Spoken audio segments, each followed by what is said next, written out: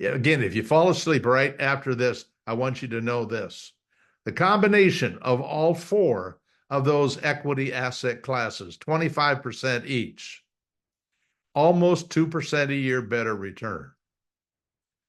And yet, the risk is almost the same. In fact, you will see some numbers in a few minutes that will suggest it's even less risky.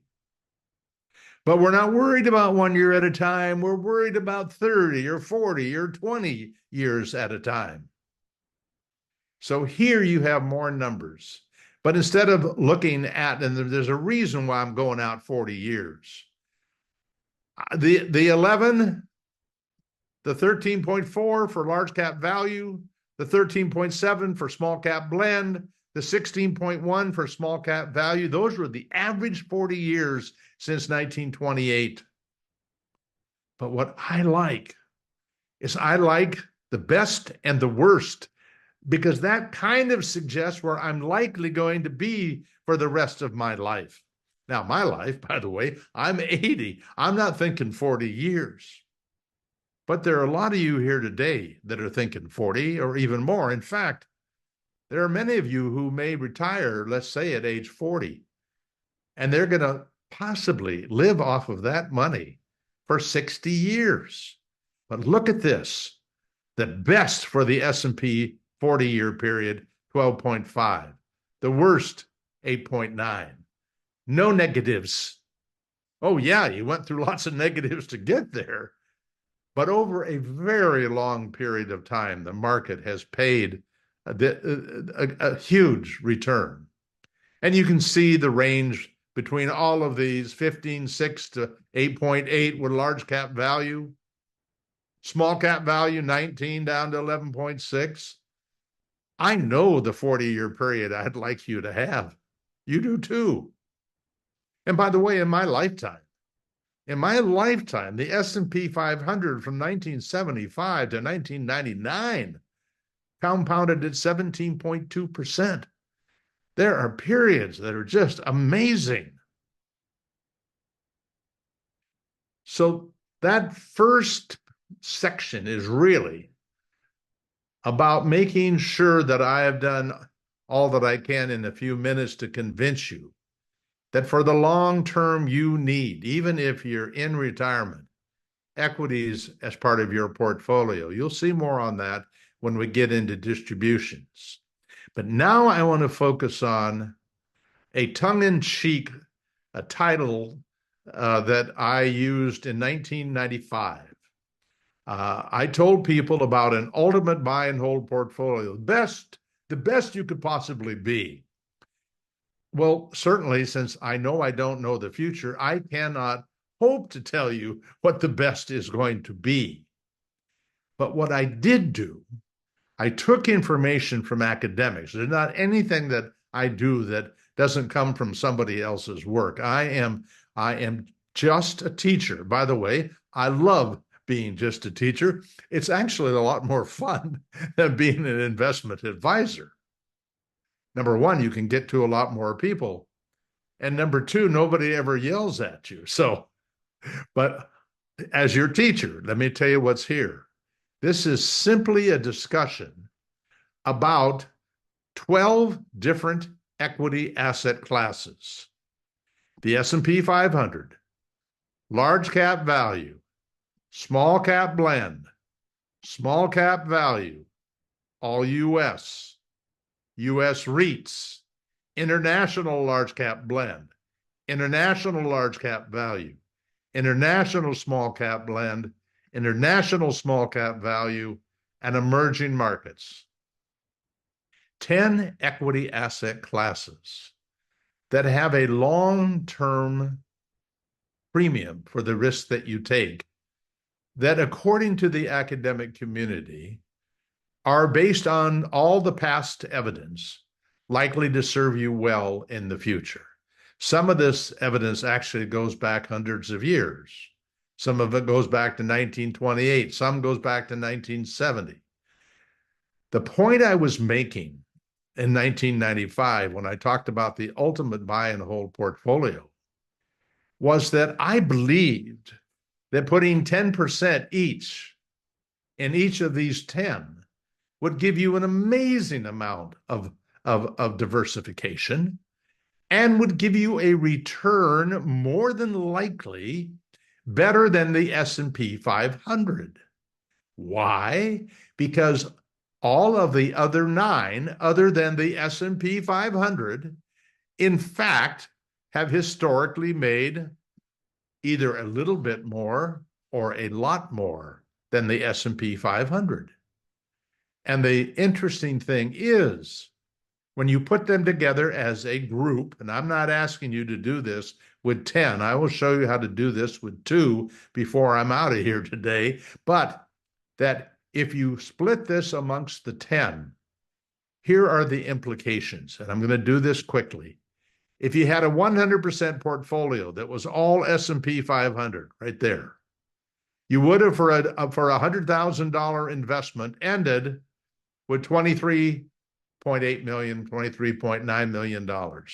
All dividends, capital gains reinvested, and no distributions, no taxes, just leave it all in there. That's called a lump sum buy and hold. But what happens if you just took that 10% out of the large cap value pool and put it in along with the S&P 500? So now you have what we call portfolio 2, 90% in the S&P 500 and 10% in large cap value. What happened to the return?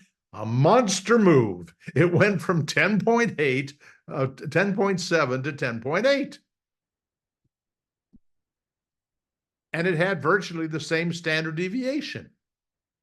And it added $2 million. Now, I made the point that every 0.5% is a big deal. Well, here's an example where 0.1% was a big deal. Then you take 10% out of the S&P 500 and put it in a small cap blend. You get another 0.2. You're up to 11% compound rate of return. Now you've added about $3.8 million. Then, and the gold ring of equity asset classes historically is small cap value. By adding 10%, it increased the return to 11.4. It added another $9.4 million.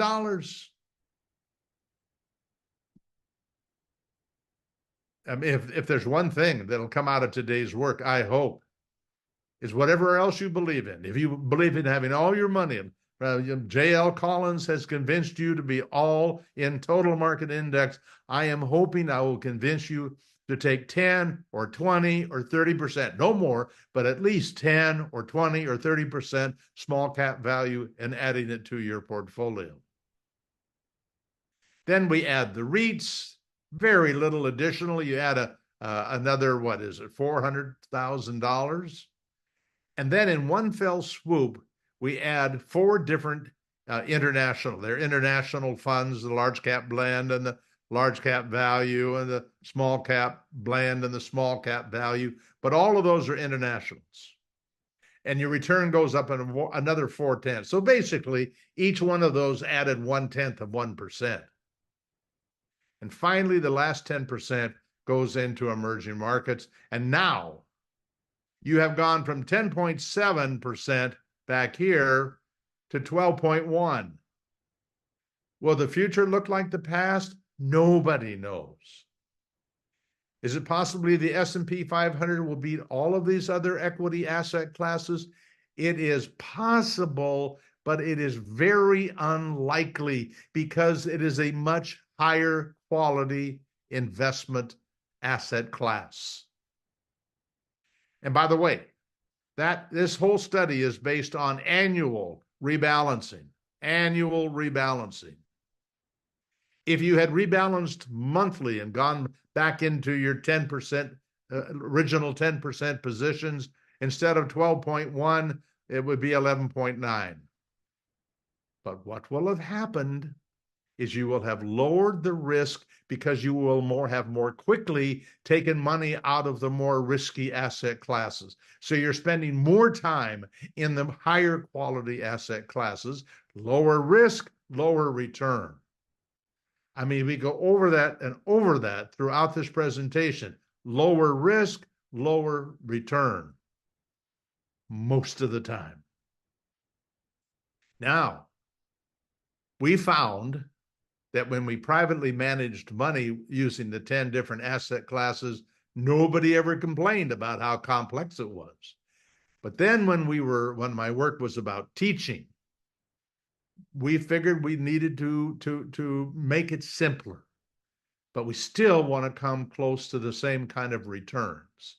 So this presentation is about all of those different combinations that we show, that we actually make recommendations, what funds, what ETFs, and tell you how much in each asset class. We even tell you how much in bonds if you want bonds in the portfolio. But you'll notice there's the S&P 500, the 10 fund strategy, a 4 fund strategy that is US and international, a 4 fund strategy that's all US, a worldwide strategy that's all value, a US strategy that's all value, a worldwide small cap portfolio, a US all small cap value, and one that I'll spend a lot of time.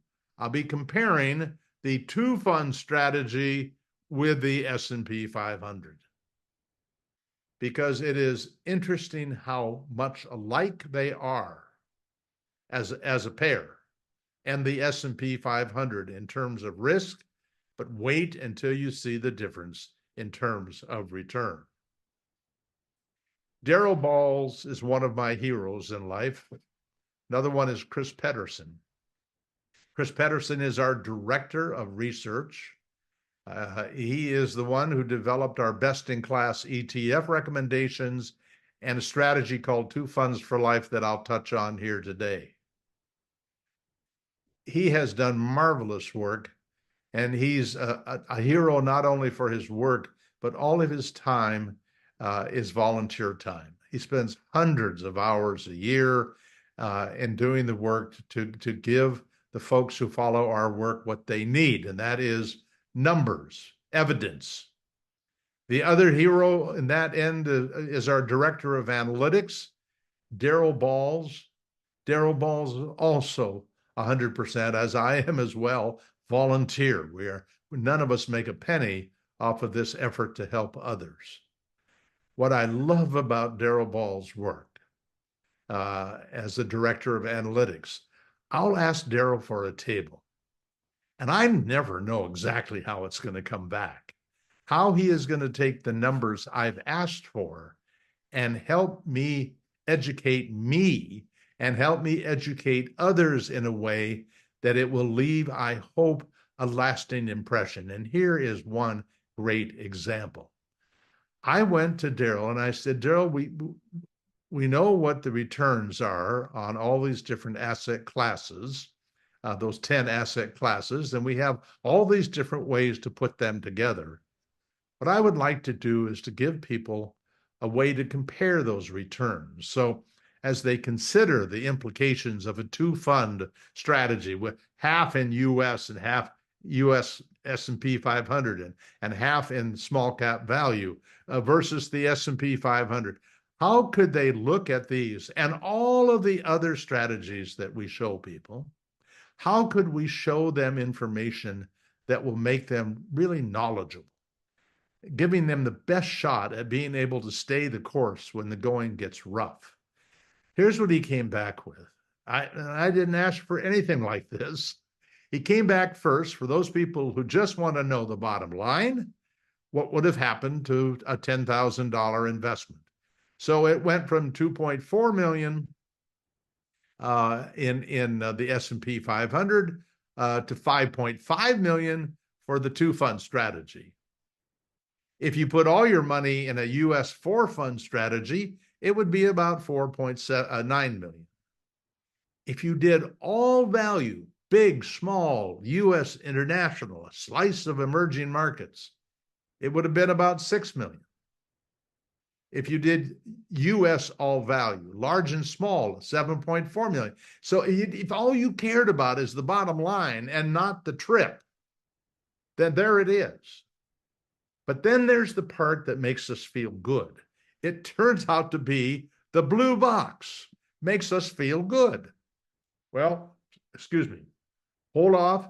That's not the best one to make me feel good. Actually, the green is the one that makes me feel real good. But what the blue box will give me is some sense of what that trip was like, a big picture sense of that trip. So, for example, from 1970 to 1979, the S&P 500 compounded at 5.8%. Not very good. That was not what people expected because the S&P 500 is supposed to compound at 10%. Well, it didn't for 10 years. It came back roaring profitable, 17.5 from 1980 to 89, and from 1990 to 99, 18.2. I talked about that 25-year period. Well, there's a lot of it right there. But then, just about the time that people counted on the market to do what they wanted, it didn't do what they wanted. It did just the opposite. For 10 years, it lost 1% a year. And for the period from 2010 to 2023, it's not a decade, but the compound rate of return has been 13.1. Now I get a sense of, on a long-term basis, what that may look like. Now, in a little while, I'm going to show you that period while you're taking money out. And you can see how painful it is when you're taking money out to live on. And you can see how painful it is when you're accumulating money to retire, and the last 10 years before retirement looks like 2000 to 2009. Then you can do what I want you to. I hope you will. You will look at all these different combinations of equity asset classes and say, okay, how did it compare to the S&P 500? And by the way, I didn't say this earlier. I should have said it first thing out of the gate. The return historically of the total market index and the S&P 500 is virtually the same, 0.1% difference since 1928. So when I'm looking at the S&P 500, I'm looking basically at the total market index because they're both cap weighted. And some 50 or 100 companies are driving most of the return. And those are the biggest of the, whether it's the 500 or the 3,500, they are the ones that are pushing the return. But look at this. Look at the volatility of return. 70 to 79. The ultimate buy and hold up 13.3. The 4-fund strategy 13.4. Another 4-fund strategy 10.4.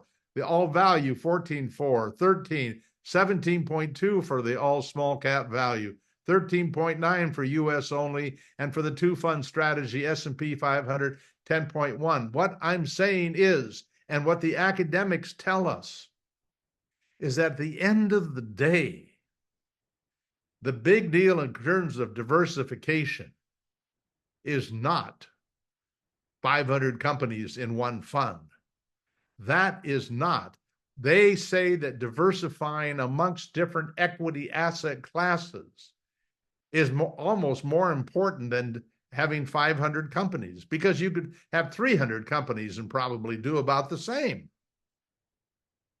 But when you mix it, because these things just don't go up and down together. Now, if we looked, for example, over here at the 2-fund strategy, you'll notice that the only bad time was the period from 2000 to 2009. But it was still a 5% a year advantage over the S&P 500. Looking here at the US. Now, that is one way to look. So now you got two big pictures. The bottom line number for the 10,000 and how the decades played out. Now, what he did was, and this is the one that makes us smile, that is the green box. That looks at all of the profitable years. The S&P 500 had 43. So did the ultimate buy and hold strategy have 43. So did the worldwide 4-fund. By the way, the US 4 fund had 2 fewer. Okay. So you can compare it. Let's go all the way over here to the 2 fund strategy. It had 42 profitable years. We know the average over those period of time, it went from 18.9 with the S&P 500, 20.5 for ultimate buy and hold, 20.8 average for the 4 fund. For the S&P 500 and small cap value, it was 21.3. So it's easily to compare. And then, and I love that he did this, he said, what if you took all of the profitable years and summed them up? That would have been 813% for the S&P 500. For the US S&P 500 small cap value, 895. So bigger upside for the combination and a higher total return. Now, at this point, the only question that there really is to be answered, I shouldn't say the only, but an important question, how did these things do in the bad times?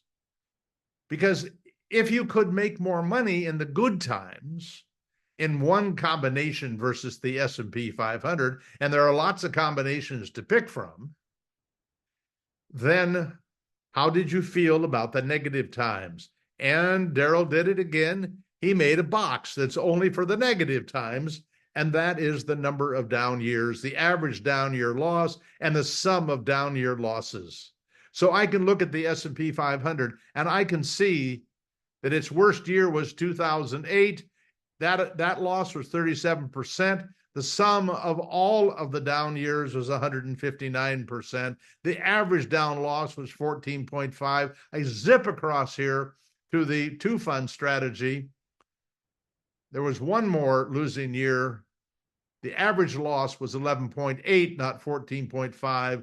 The total sum of the losses, 141, not 159. What I'm saying is, I could make the case that the 2 fund strategy was less risky. And why did it turn out that way?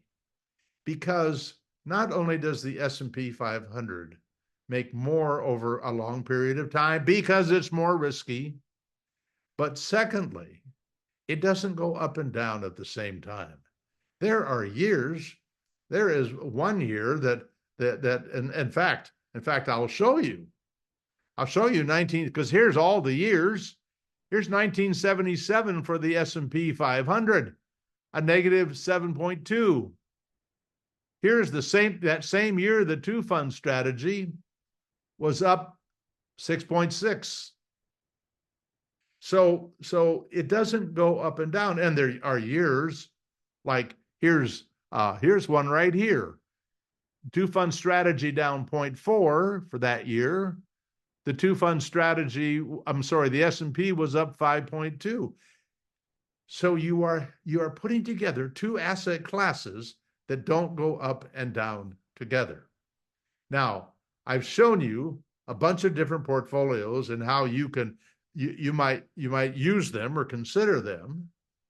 But I want to talk for a second about that idea that I presented about having just 10% in small cap value, or 20%. I want you to see what that does to a portfolio. This particular table is called a fine-tuning table. In this particular case, on the left-hand side, we have the S&P 500 1 year at a time. On the right-hand side, we have small cap value 1 year at a time. In between, we have combinations of 10% small cap value, 90% S&P, 20, 30, etc., 40, 50. You can see what were the implications of putting these together. And by the way, each time there was a winner. One of these asset classes did better in 1970. Well, it happened to be the S&P 500 by 5.4%. So you can see over time how those things go back and forth. Who's better? Now, here's what I want you to see close up. This is the bottom of that page. This is the S&P 500, 10.7%, no small cap value. Notice what happens. When you add 10% small cap value, the return goes up to 11. And the worst 12 months goes from a loss of 43.3 to a loss of 43.9. Are you feeling threatened by that difference? Well, I'm hoping not. But I want you to see what happens as you move to the 20%. The return goes up to 11.4. 30%, the return goes up to 11.8. 40, 12.1, and 50-50, 12.4. And we look at 12.4 and look at that return. What was the worst 12 months? A loss of 46.3%, 3% higher than the 43.3. Okay? It was more risky. If we looked at the worst drawdown of 51%, that's from a peak to a valley before it goes back up to the peak. It was about a 10%, a 5% larger loss. So more risk and more return. And what I can say is for most of you, remember the combination of small cap value and S&P 500 based on a 50-50 basis had less losses accumulatively than the all S&P 500. And yet, a 1.7% better compound rate of return. So then bonds. I'm 80, I'm 50%. My wife and I are 50% in bonds. We don't want to take the risk of an all equity portfolio anymore. That's easy to do when you're young. In fact, you really shouldn't have any bonds in your portfolio until you're 40 or 45 or 50, kind of depending on your situation. We have done all that we know to educate people with numbers, with fine-tuning tables. And this time, instead of the S&P 500 and small cap value, we're going to look here at the S&P 500 as the investment. So the 100% equity is the S&P 500. Over on the left, instead of small cap value or some other equity, we have bonds. So now we can judge what happens to the return, and we can judge what happens to the risk by adding bonds to the portfolio. One of the reasons, and I'll take you right down to the bottom line here. Here's the all bonds. Well, yes, all bonds.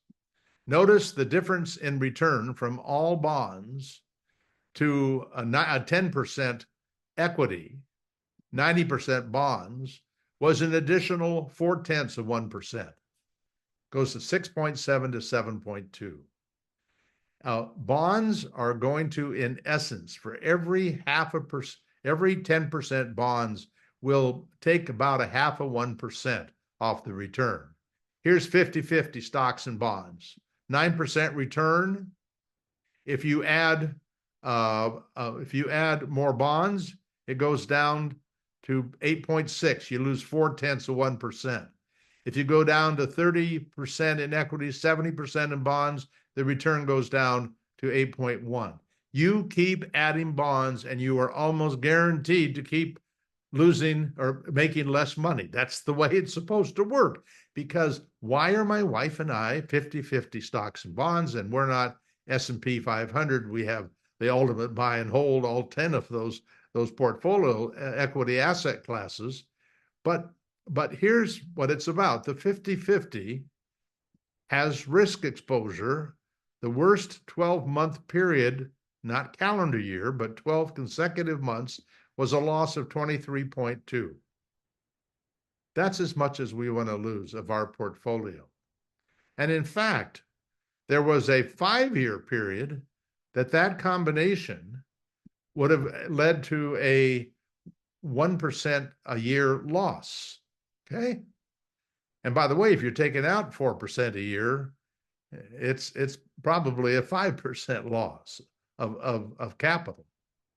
And the drawdown, you can see the worst down was about the same as the worst calendar year.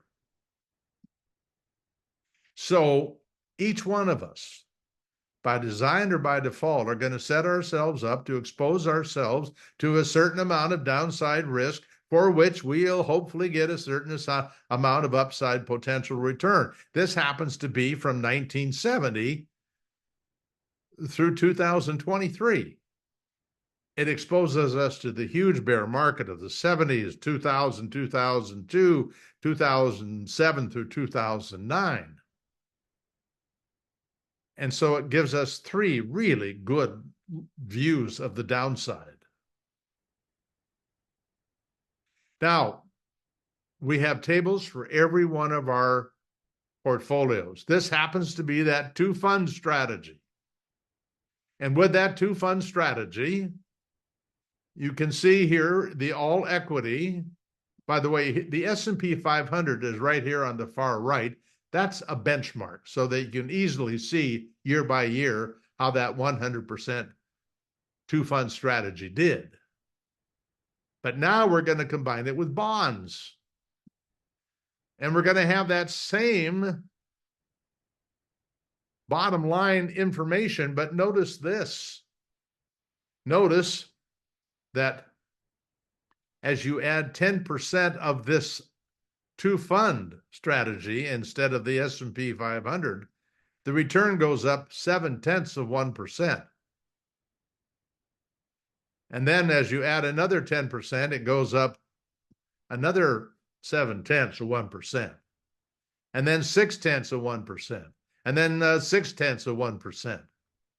And so the bottom line is, when you have a more productive equity portfolio, it's with whatever your combination of equity and fixed income is going to be. As a matter of fact, at 50-50, you'll notice instead of a 9% return, which is what the S&P 500 was on a 50-50 basis, notice here it's 9.9. And the worst 12 months was a little higher. And the worst drawdown was a little higher. Always over time seeming to work out a little more risk, a little more return. And the idea is to figure out who you are. And this is the weakness that I have, is I'm not sitting down with people anymore one at a time to figure out who they are. It is a great deal of fun to do that. And it's one of the things I love most about